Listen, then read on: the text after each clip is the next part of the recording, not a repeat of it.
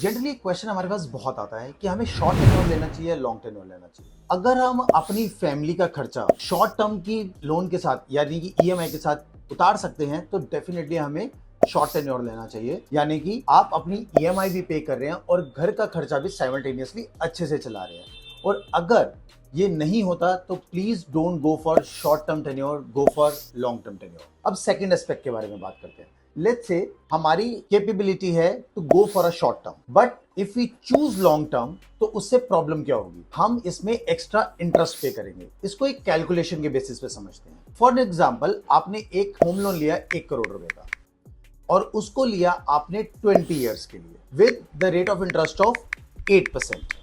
तो आप at the end of तो आपकी ईएमआई आएगी 83,600 समथिंग, जिसमें आप 20 साल में ओवरऑल इंटरेस्ट पे करेंगे 1 CR, यानी कि 1 करोड़ का लोन और 1 करोड़ का interest, total 2 CR you will pay of. वहीं अगर आप इसे 10 साल में जाते हैं, बिकॉज आपकी एलिजिबिलिटी भी है और कैपेसिटी भी है, तो आप इसमें टोटल पे करेंगे with the interest 45 lakhs rupees, which means the benefit of interest is 55 lakhs rupees। तो शायद अब आपको समझ आ गया होगा कि आपको लॉन्ग टर्म टेन्योर लेना चाहिए या शॉर्ट टर्म टेन्योर लेना चाहिए। अगर आपके भी कोई क्वेश्चंस है तो please write in a comment box, we will give you an reply with a complete information. SR Fincorp.